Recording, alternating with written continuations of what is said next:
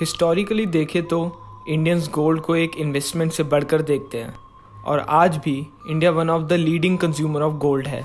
तो आज की इस वीडियो में हम देखेंगे कि क्या गोल्ड एक अच्छी इन्वेस्टमेंट है और क्या आपको इसमें इन्वेस्ट करना चाहिए। अगर हम गोल्ड की ओरिजिन की बात करें तो गोल्ड धरती पर नहीं बना था, बल्कि ये एक सुपरनोवा में बना था। सुपरनोवा मरता हुआ स्टार होता है जो बहुत बड़ा एक्सप्लोजन क्रिएट करता है और बाद में गोल्ड एस्ट्रॉइड्स के थ्रू धरती पर आया। गोल्ड ने न केवल इंडिया बल्कि पूरी ह्यूमन सोसाइटी को स्टार्टिंग से अट्रैक्ट किया है।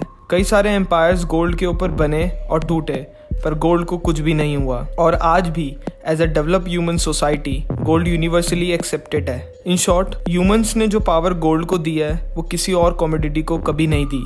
इनफैक्ट वर्ल्ड करेंसीज भी गोल्ड से बैक्ड रहती थी, यानी कि आप उतनी ही करेंसी प्रिंट कर सकते हो जितना कि आप पे गोल्ड रिजर्व है। लेकिन 1971 में यूएस के प्रेसिडेंट रिचर्ड निक्सन ने यूएस डॉलर को गोल्ड स्टैंडर्ड से हटा दिया। I have directed Secretary Connally to suspend temporarily the convertibility of the dollar into gold or other reserve assets.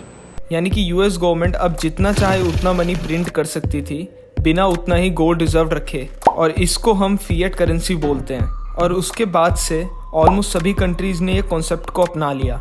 और क्योंकि अब गवर्नमेंट नई प्रिंटेड मनी इकोनॉमी में हर साल डालती रहती है, तो इसलिए हर साल रुपये की वैल्यू कम होती रहती है और महंगाई दर यानी कि इन्फ्लेशन बढ़ता रहता है। और इसी की वजह से गोल्ड इन्फ्लेशन के अगेंस्ट एक अच्छा ऑप्शन है। मगर एसेट्स जैसे रियल एस्टेट और स्टॉक्स ये भी गोल्ड के काफ़ी अच्छे ऑल्टरनेटिव हैं। अब बात करते हैं गोल्ड एज ए इन्वेस्टमेंट की। गोल्ड के साथ सबसे बड़ी प्रॉब्लम ये है कि और कमोडिटीज जैसे कि वीट या फिर पेट्रोल पूरी तरह से कंज्यूम हो जाते हैं, पर गोल्ड कंज्यूम नहीं होता, क्योंकि ज्यादातर गोल्ड ज्वेलरी बनाने में यूज होता है या फिर उसे बुलियन के फॉर्म में स्टोर किया जाता है। यानी कि गोल्ड का इंडस्ट्रियल पर्पस बहुत कम है। इसकी जगह सिल्वर का बहुत इंडस्ट्रियल यूज है। गोल्ड एक ठीक ऑप्शन है अगर आप अपने पोर्टफोलियो को डाइवर्सिफाई करना चाहते हैं, पर आपको ये पता होना चाहिए कि गोल्ड एक नॉन प्रोडक्टिव एसेट है।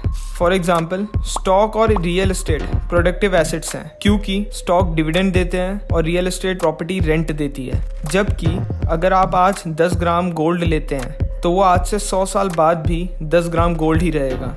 वॉरेन बफेट कहते हैं कि गोल्ड की कोई इंट्रिंसिक वैल्यू नहीं है, यानी कि गोल्ड में अपने आप से कुछ अर्न करने की पावर नहीं है। और वो कहते हैं it is a bad idea to buy non productive asset instead of productive assets.